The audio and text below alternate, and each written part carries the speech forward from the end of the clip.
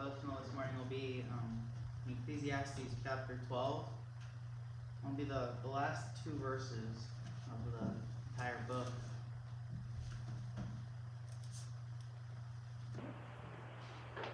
This is something I think about often. These verses, they remind me, they keep me centered.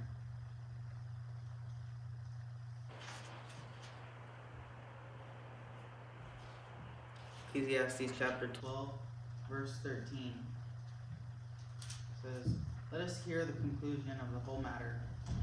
Fear God and keep his commandments, for this is man's all. For God will bring every work into judgment, including every secret thing, whether good or evil."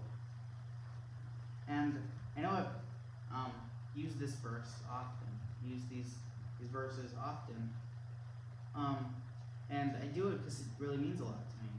These verses really do, they are with me. They are on my heart often, and I need them there. Going through each word and phrase and all of this is, let us hear the conclusion of the whole matter. So this is the conclusion of the whole matter. What the whole matter, and whether you take this in context or out of context, is what it means is conclusion of the whole matter, whatever the whole matter is, whether it's the book, the chapter, or what he just said before. I think it applies to all of it. I think this whole matter, this conclusion to the whole matter, I think it applies to everything you can put it to. The conclusion to everything, the whole matter to everything, is to fear God and keep his commandments. That's it. And what does that look like? In the Old Testament, it was honestly the same as it is now. Just different as far as practice, different as far as covenant. But the whole matter for us now is Christ, as it was in the old, just looking forward to Christ, as pictures of Christ. And now our whole life in fearing God and keeping his commandments is giving ourselves over to Christ, loving Christ, giving our all we are, our whole matter to Christ, giving our whole life. This isn't necessarily emotional. A lot of people make God, Christ, emotional. The Universal Church makes it emotional. They sing songs that toil with your emotions. And yes, serving God can be emotional. It does bring tears to my eyes reading the Word of God. Often, actually. It does bring tears to my eyes going before God. Often, actually. But serving God is not emotional. It's spiritual. It's different. It's more. It's more than just emotion. Just like love. Love, we know, is more than just emotion. In fact, in the Greek, they have different words for love. Love, there's emotional love, and it's a different word than the love that God is. It's different.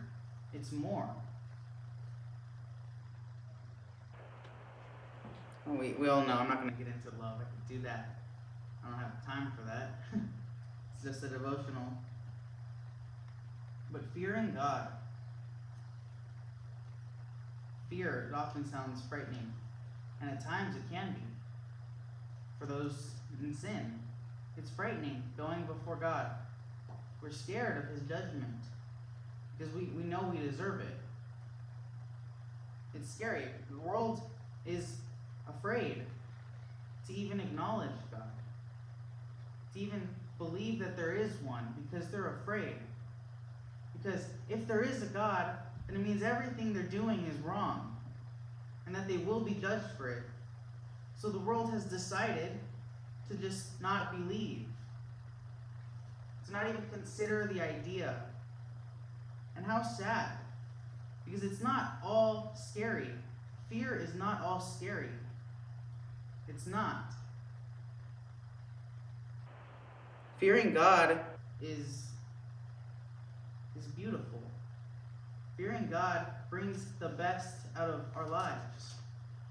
If brings the best out of other people's lives. It brings the best out of us. Fearing God. And keeping his commandments.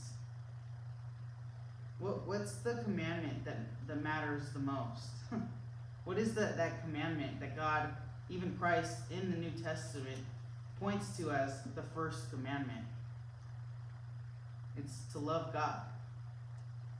There's nothing before God.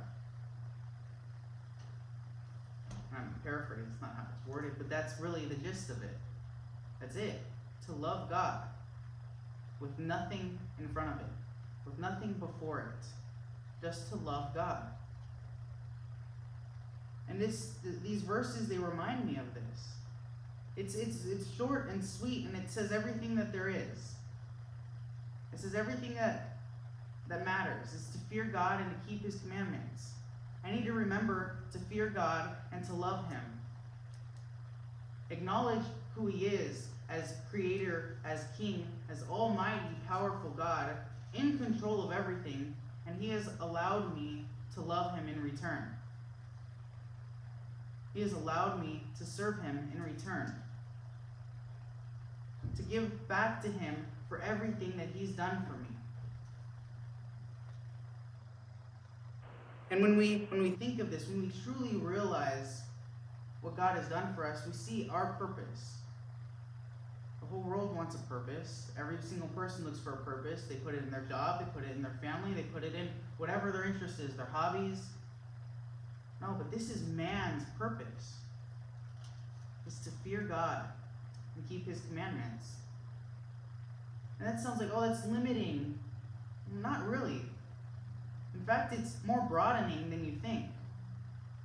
Because if you limit yourself to the cares of this world, that's just for a short period of time that you get to care about anything, that you get to do anything.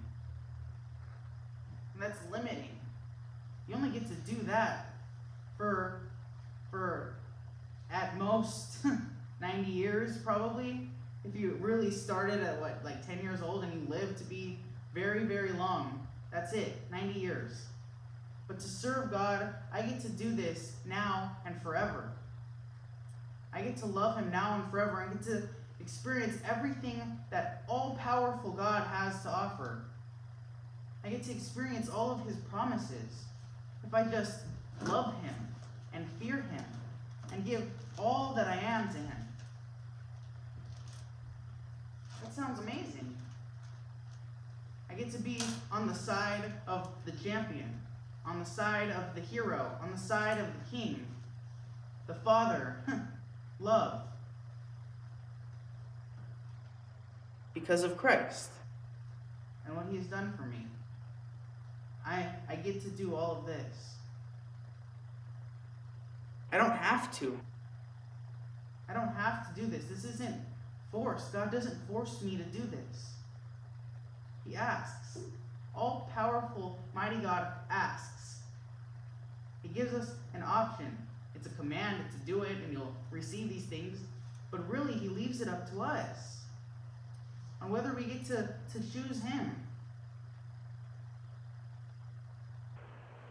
So why wouldn't we? I mean, what do we got to lose? All we lose is these 90 years of our life, at best. If we have that, that's all we have to lose. All of the dumb cares and the dumb small things that we think are important.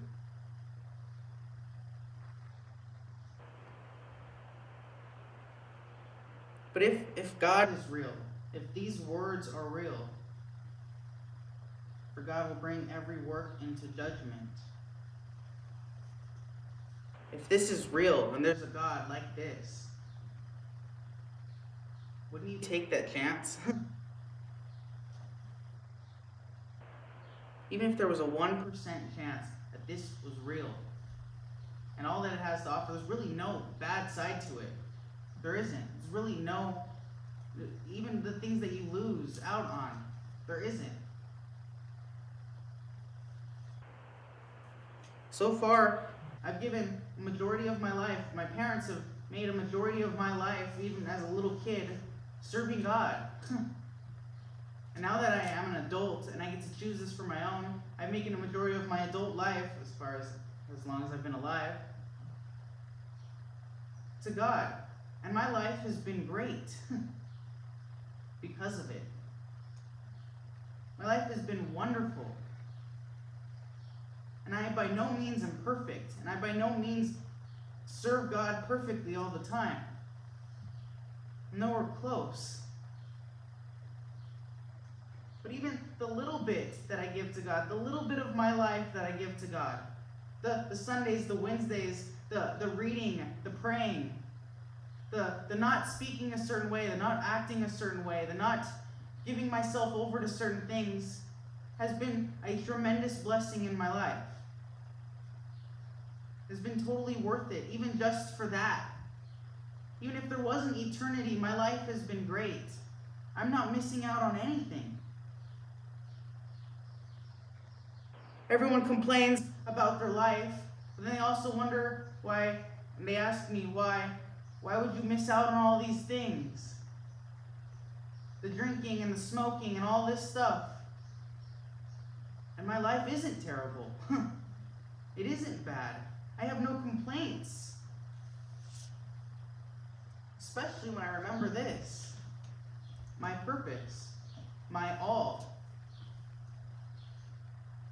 So, I have a small devotional, but my dad gave an assignment to our church to where we've seen God work in our lives, where we've prayed and we've seen God work. This is my homework assignment to you. Remember these words and watch how it affects you. Amen. Watch how it changes you. Remember them. Like the Bible says, write it on the tablet of your heart. Really, it's a metaphor, not a tablet on my heart. But keep it there. Because it's really affected my life. And it will affect yours. Only for the good. That's all that I have. Amen.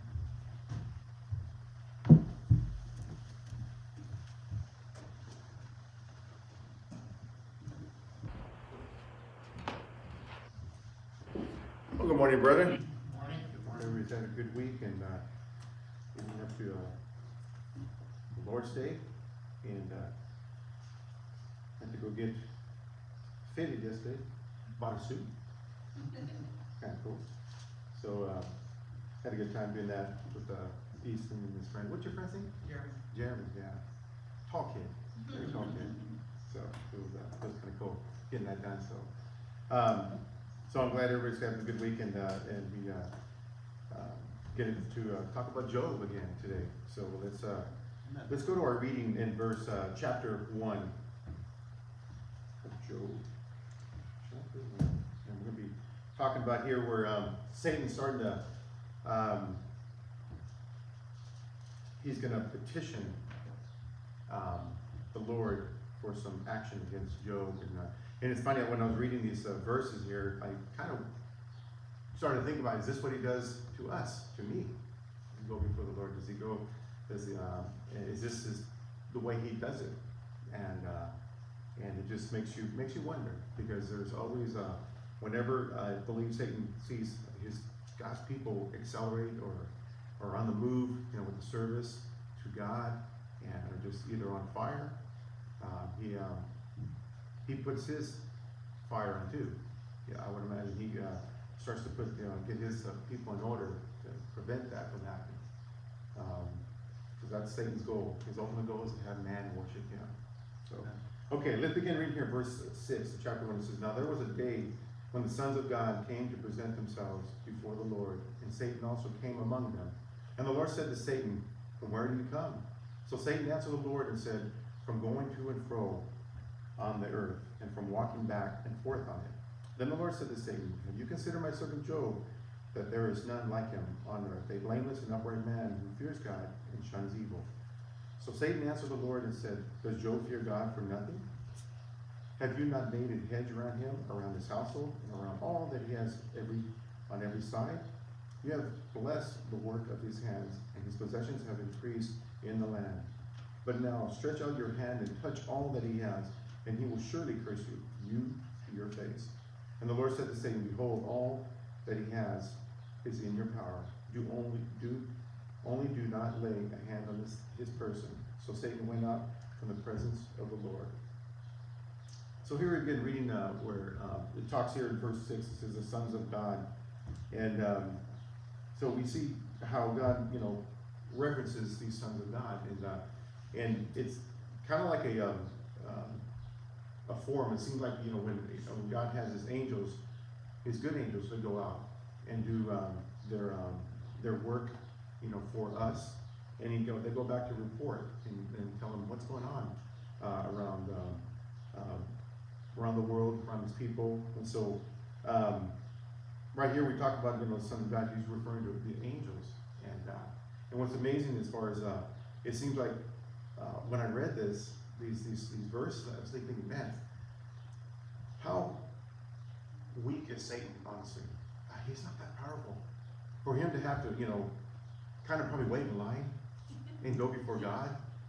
He's probably sitting there with the other guys, like, wait in line here. And till my turn comes up, and it seems like it's like in a court setting where he's got to, plead his case, against somebody, and see if he gets something in his ruling. So what you have here, Satan he comes before God, and he's considering, doing some stuff against Job, and so he talks about here in verse 7 says, and the Lord said to Satan, from where do you come? Now he asks these questions here. These are obviously rhetorical questions, and these are questions to where we know God knows the heart of all his creation. He's not asking questions as far as he doesn't know the answers to them. He's basically asking them, so I see you're considering something. I see you're up to something. And I see that you're, so he kind of, approaches Satan as if, where he's kind of giving him, how would you say it, I guess, kind of letting him present his case in a sense, but he asks this question about Satan as far as, he knows his heart. He knows Satan's heart. He knows that what he's thinking. He knows what he's always wanting to do. But he kind of presents, this, question before him, saying, who are you considering? What is on your mind this time? So it seems like something that obviously he goes through again and again. We'll see out throughout this in the future text that he's going to do it again, go before the Lord and present himself. So he goes and talks with God, and it says here in verse 8, it says, the Lord said to Satan, have you considered my servant Job? So there again, he's asking him, have you considered my servant Job? I don't think he's asking him. He's telling him, so I see you have considered my servant Job. He knows Satan, has a target on Job, and he knows why he has a target on Job. So he presents his case as far as telling who Job is, telling Satan that he is a just man. He's a perfect man, in God's eyes, as perfect as can be. And so Satan, he kind of rebuttals. He says, well, yeah, look at you. You've got this guy protected. I mean, so why wouldn't he fear you? He has everything. He's got all these things before you, and how can he deny you? Why would he want to deny you? So, I mean, it just seems like you put this sense of protection around a man that there's, he needs some testing here. He needs to be, run through the ringer. Now Satan's not doing this, to strengthen Job. He's not doing this to say, hey, this man needs to be stronger for God. He needs to realize, why he is, faithful like he is. No, Satan wants to destroy him, but he's saying he thinks he's got a crutch, and he's being helped along the way. So, and he's referring back to when Lord talked about Satan, how he knew his heart. Well, he's done that before in the scriptures. About when he talked to Adam. When Adam fell, he says, "Where are you, Adam?" Of course, we don't compare man and Satan, as far as their intentions, because we know the intentions of Satan. It's only one intention only. But with man, he questions, their heart, because he wants to know, what's your condition? What are you, or what have you done? And he's trying to convict them. He did the same thing with Cain. Cain, where is your brother Abel? God wasn't asking him physically where he was at. He was asking him, what have you done? He was trying to get him to realize what he had done, get him to face up to his sin. So that's one thing with God, and in man, when he kind of presents things before you, he presents it before you in the sense of trying to convict you. But we know with Satan, that's not the case, because Satan was doomed from the time he fell. He was doomed, and that was it for him. And so and I think Satan knew this, because in Revelation it talks about how he's going to be put into to a dungeon with chains. So he's limited. He's going to be limited. He knows his time to be, limited for a time, in the future. So Satan knows even after that what's going to probably happen to him. But the thing is, what's amazing is I look at that and I think, man, how powerless Satan truly is. And I think that's what you're going to kind of get out of this story here, how powerful we are with God. And that's one thing that where Satan has limitation. He has to go. He can't just do anything on his own. He has to ask permission to go take somebody out. In Matthew, it talked about. Actually, it was in Luke 22. He talked to Peter before his crucifixion. He says, Peter, Satan has asked to sift you. And I know and so Peter, being the the individual that he is, he's so just robust as far as his answers, and just throws it out there. Yes, I will die for you. Do whatever it takes. I'll die for you, Lord. I'll go down, in the flames. I will do it. And he says, I pray for you, Peter. I will pray for you. And what happens shortly after that? He denies Christ 3 times.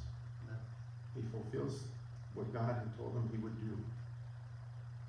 So Satan he wants nothing more to see God and his people and God's churches to fail, to fall by the wayside. He knows he doesn't have our souls, but he knows that, what he prevents by destroying that is he prevents the progress of God's word getting out. That's what he does. It prevents, anything from people from hearing the word, and so for souls to be saved. So he figures if I can't get their souls, but I can prevent them from taking other souls from me. So that's what he does all the time. He's constantly, he's on a warpath. Let's go to 1 Peter chapter 5.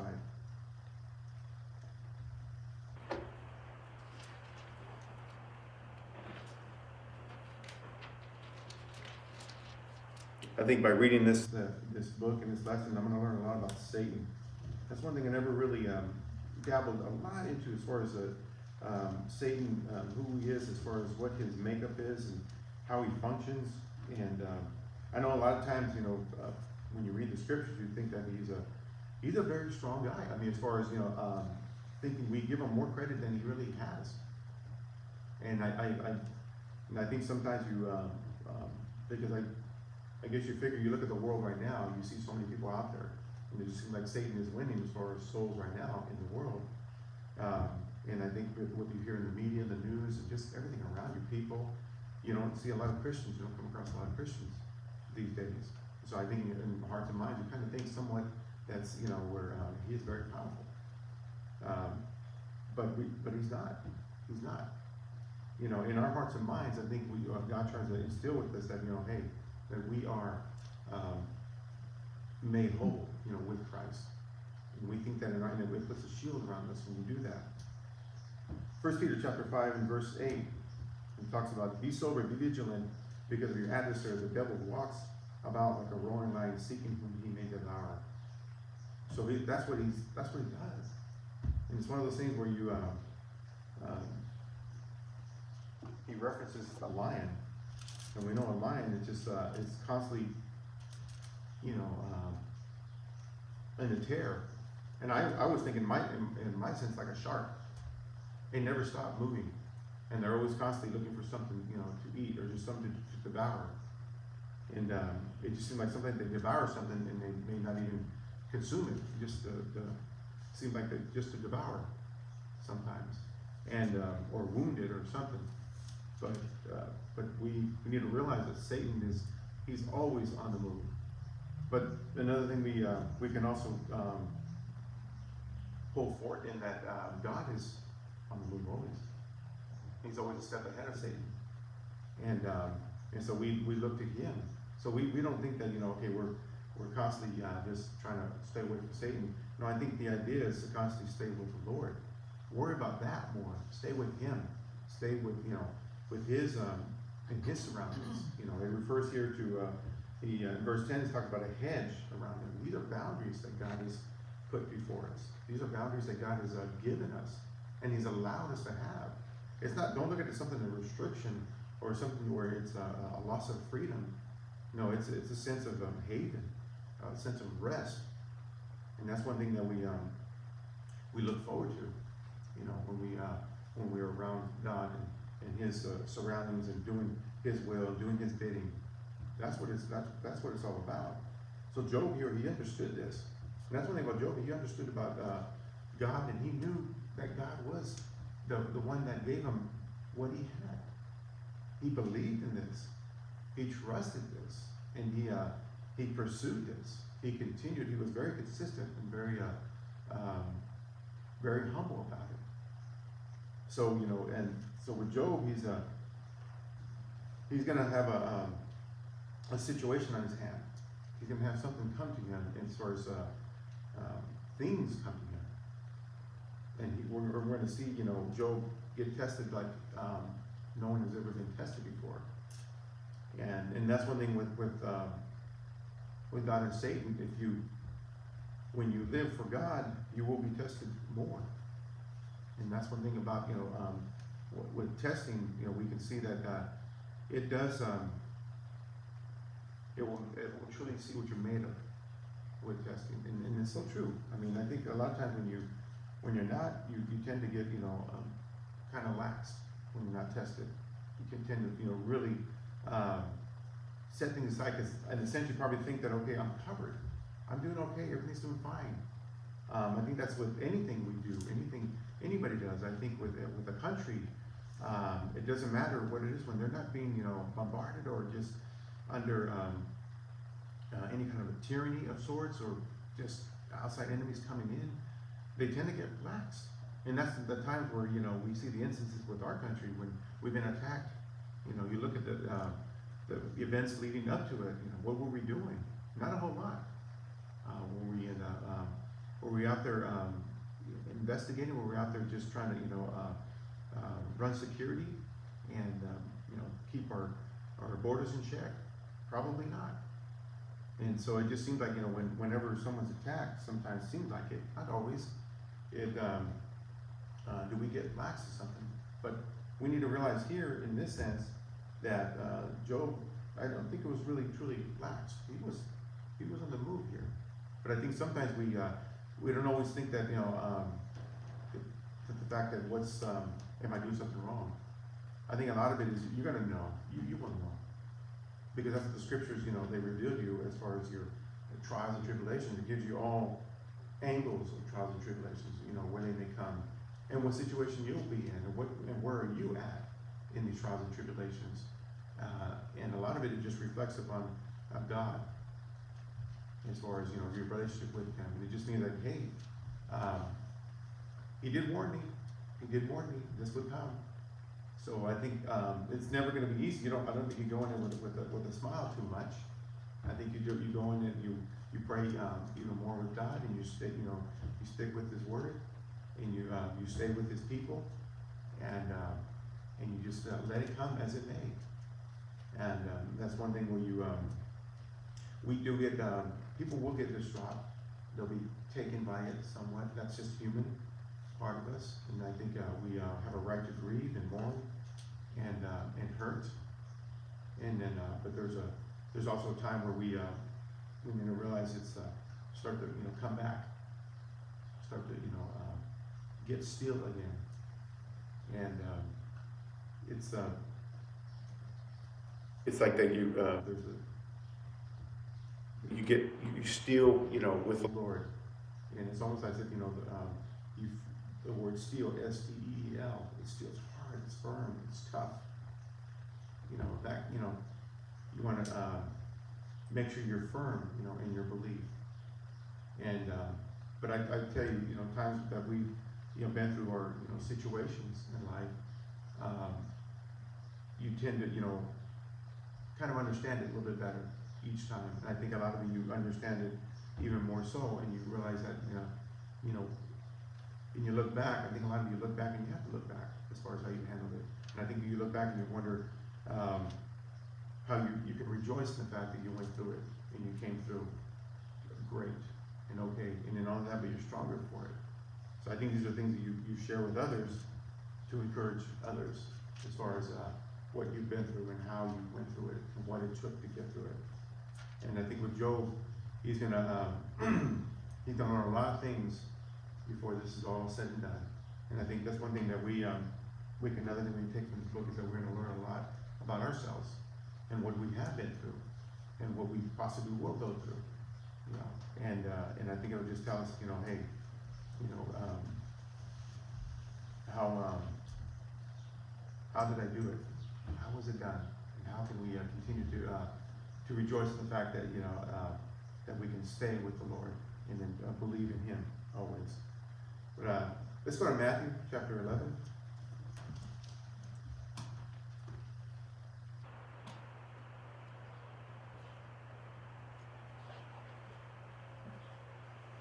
I often read about all these books and everything that were written after these brethren that were before these books were written, and these truths that were revealed on paper here, and that we can read today.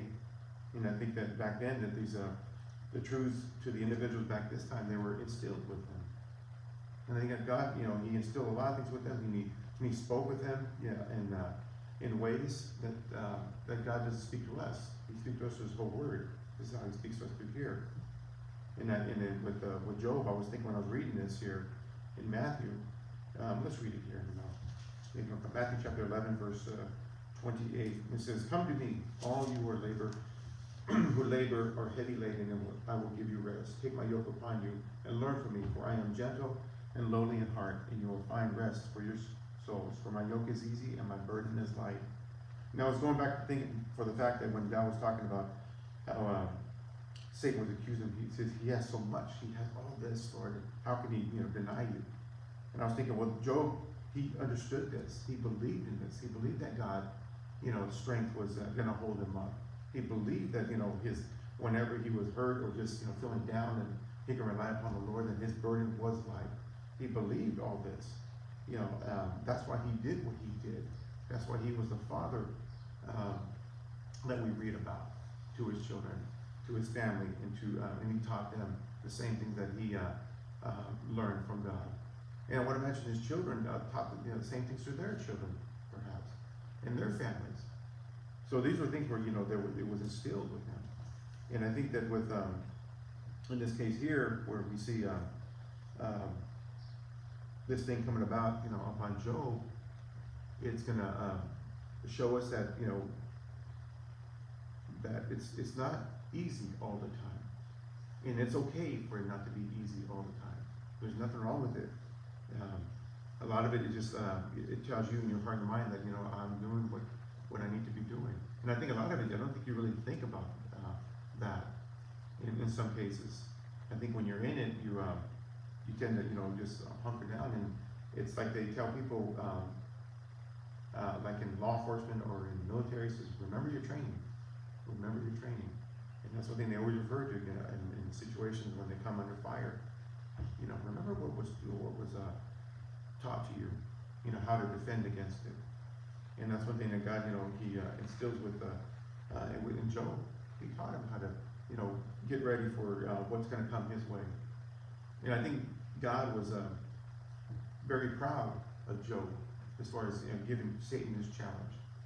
giving them this ability to, go ahead, do your worst, and we'll see what happens here.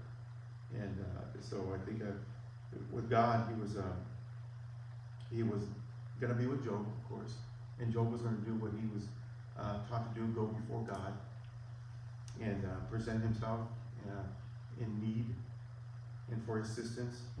And so, he's. But I think with all that's going to come about, Job, I just think it's fascinating as far as how the God uses His angels in the process. And I think that's one thing that we thank God for. I don't think we really thank God for His angels. Do we even thank God in prayer for His angels? I think you thank God Himself, yes, but let's thank God for His angels too. Amen. They deserve a lot of props for what they do, because they have to go up against the other angels. They fight, constantly fight, and I think that's one thing where we ought to remember them and just thank God so much for what they do. And I imagine what they were doing with Job while he was going through all this, administering to him. And I think it's a beautiful, beautiful picture if you look at it. Angels administering to God's people. In your darkest times, or in your deepest emotions, that is just amazing. And it's funny because you can't help sometimes from thinking they have wings and all this kind of stuff. And it's just you've been bombarded with these pictures through your whole life, seeing angels with wings and all this stuff, and a certain look about them. But I guess another way to think about it is like somebody who's in the military kind of outfit. How's that sound? Somebody who's geared and armed and ready, locked and loaded and all that. I think that's my angel. He looks like Rambo or something like that, taking out multiple targets at the same time. So, but and the scriptures does talk about how angels fight, and how Gabriel had to send for Michael to help him when it got a little tough there. And I imagine, I wonder, do they tire? What kind of situations are they under as far as their bodies, and do they need rest? So it's amazing. These are things that you think about sometimes when you start to read scriptures that surround and kind of bring to light angels and things of that nature. And so you tend to think about it more often, because you don't read about angels throughout the whole, a lot throughout the whole scriptures. They're there, but not, in every story it doesn't really talk about them a lot. But when you read, I think when you read the stories, they are there. They're always there throughout the whole scriptures. You think about it, they're always there with all of His people. David, Solomon, Ezekiel, all the prophets, the apostles. They're there. They've been there. And so that's one thing that we, in a sense, you kind of get a different light as far as angels, or anything that you, I guess, don't kind of think about. I don't think we're. It's a sense of not seeing it. I think we give God the credit, but I believe in a sense when you give God the credit, He understands that you appreciate the angels too. But I think at times it's good to thank God for the angels, because we thank God for His people. I thank you for this brother or sister coming in my life at this time, helping me out. So why not the angels? So I think sometimes you don't see a face, and you tend to forget sometimes, what they look like. But then again, there are amongst us. There have been stories of people, so they come in forms, and I think it's wonderful, and on how they operate and how God operates through them. Sister Ellie. I think it's cool that those angels are the same angels now. Like they're always been. So they don't age. No, they don't. Yeah, it's just it's fascinating, and I think and they would be the last ones to say you need to recognize them. No, not them. Sister Jessie and Brother Mark. Just really quick, that's the nature that Satan has for us, because we are co-heirs with Christ. And I was just reading that, and I just pulled it up right now, and so we're children. Versus Satan is creating being to have a certain function. So I think that's why he's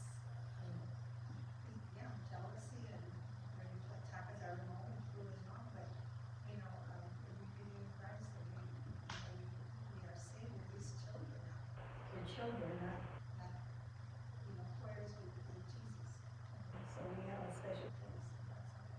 Amen. Brother. Yeah, for some reason, as you're describing angels and them working in our midst alongside of us, my mind went to a movie. I don't know why it does that, but Angels in the Outfield, the baseball movie. Angels in the Outfield, Oh. where there's, you know, angels helping out this baseball team. And the pitcher, towards the end, all of a sudden, when it came right down to it, the World Series game, I think it was, or whatever it was, no angels helped out. He had to do it on his own. You know, and I kind of see, you know, our life that way too. God does send us angels to help us, but there are times we have to learn to, you know, on our own, serve God and battle for ourselves. That's right. And I think we do that by the lessons that we learn. Right. Yeah, they handle the spiritual world, and I tell you, that's enough to give you a heart attack. And I tell you, when we deal with this world here, and it's not really our responsibility to deal with the spiritual world anyways. But they said, I've heard this for many years, that they say we only see 2% of the spiritual world. If we saw any more than that, then we would literally die to see the horror that, you know, it's just, we can't fathom that. Or the blessings. Huh? Or the blessings. Yeah. I mean, we can't see God Yeah, no. because of His glory. So, you know, Right. for both the evil that you speak of, but then also the glory, we can't handle it in this, No. in this lost flesh. It's so finite. So it's amazing how we, I think a lot of it is people, you know, staying, you know, true to who you are, who you need to be. And I think a lot of it is we just, you know, a lot of people want to assume a lot of things that they are this and that. And I know we hear about it all the time. It's just the most foolish statement. You know, now they got their wings, or they're in heaven, they're my angel, and all this kind of nonsense. No, they're not. No, they're not. That's not that God has already created angels for that purpose. And that's not, I don't want that. Hey, my work is done, okay? After I'm dead here, my work is done. I don't come down here and administer and I says, you know, God, you know, he says, you know, I don't want to see this world, and we won't see this world. That's the thing about it. Man up there does not see this world after they're gone. They don't see anything of it, you know, what's going on down here. Yeah. You know, we're amongst God and His saints and rejoicing. You know, He doesn't give us, you know, any more responsibilities after that, as far as, you know, that is concerned. You know, we don't watch over, you know, Aunt Anna or Uncle Fred or any of that. No. This is so we our work is done by that time.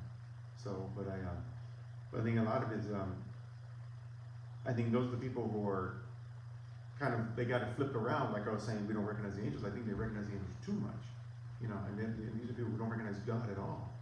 They don't know who He really is, and that's one thing when you come up with these ideas, it just, you don't have the knowledge as far as who God really is and how His creation works.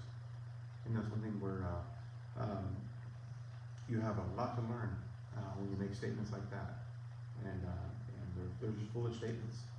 And a lot of it they say them because it sounds good, makes them feel good, and that's it. You know, for the moment, that's all. It doesn't really carry them. It just for that moment, okay, I'm good.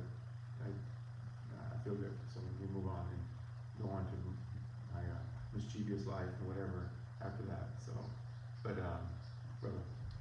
Yeah, can I add this has always been a favorite passage of mine, Job chapter 1 and 2. And I've probably given it more thought and meditation than any other passage in the scripture. And I've kind of, and even last week when you were talking about the history of Job, the timing that he was living in, I thought about it even more. And the timing he's living in is Abraham's time. And he is a descendant of Shem. So he's a Semite. And those people were given the promises of God. They were the people who were going to be, Abraham's seed and all that. God was working through them. And that line of people, even going back to Noah, are referred to in chapter 5 as the sons of God. And I think it's interesting how, even in this passage here, where it's a heavenly scene, but it says that the sons of God, there was a certain day where the sons of God came before His throne, exactly how it's worded. But that's always been the case. God's people in the flesh, we're doing that right now. You know, there's a day that's set aside for us as the people of God to go into a heavenly place and go before the throne of God. And as Hebrews says, even into the Holy of Holies right now.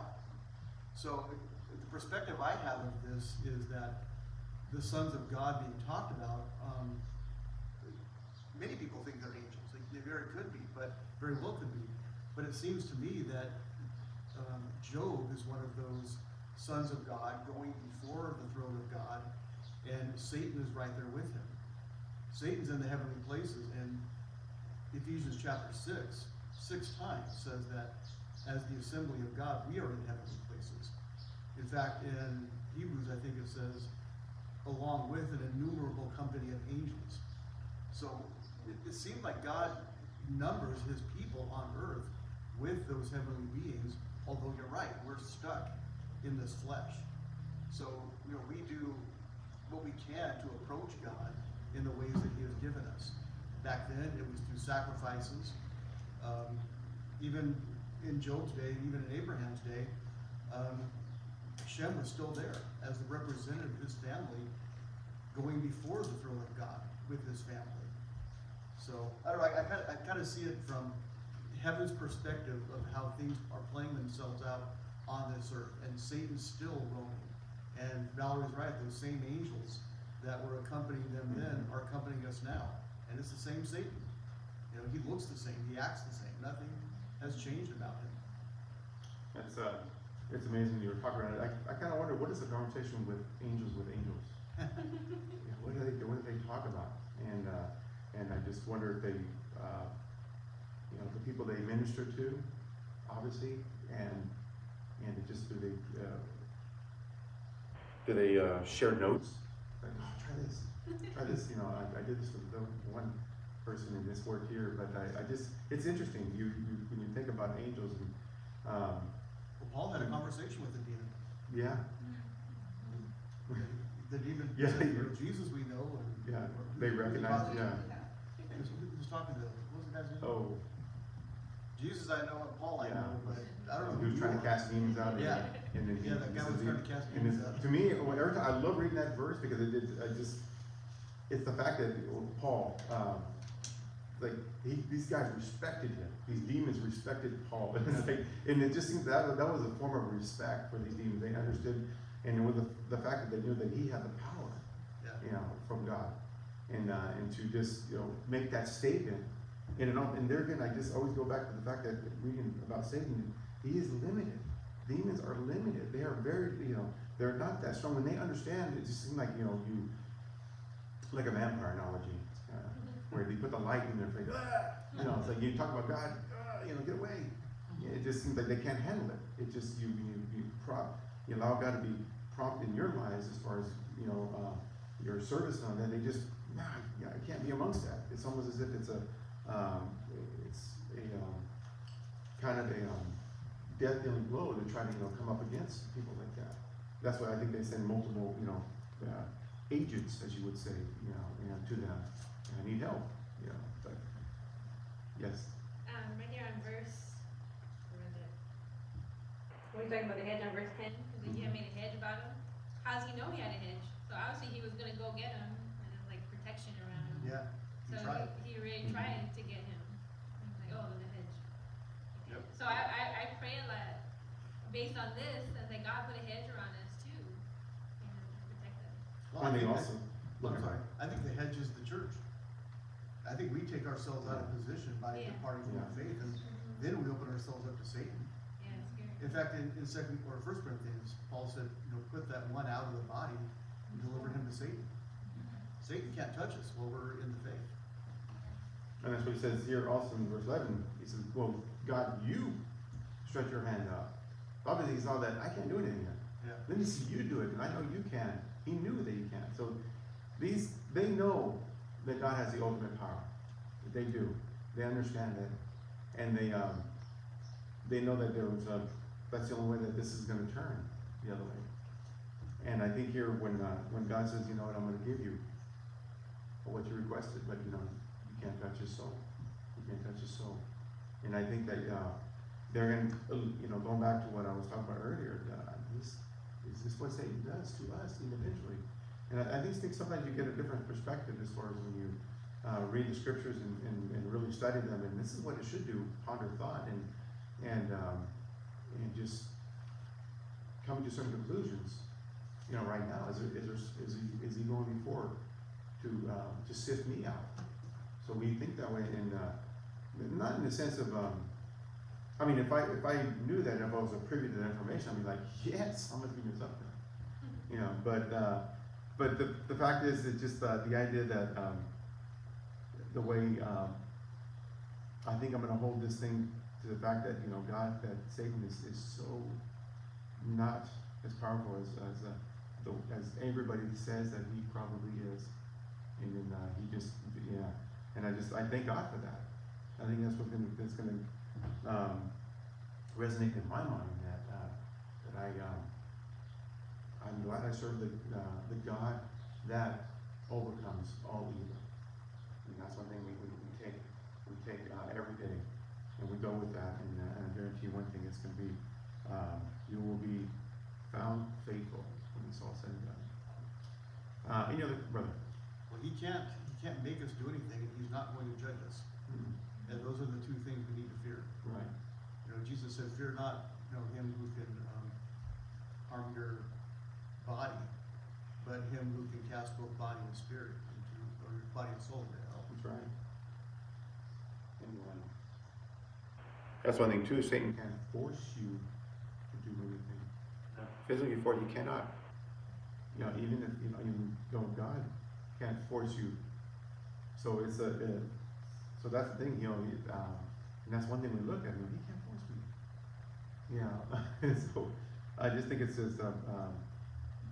I just think the thought of it, the idea of it all, it just gives me more confidence. Look at it that way. So, anyone else? All right. There's no other comment, and Sister Valerie, please dismiss the prayer. Heavenly Father, Lord, we just thank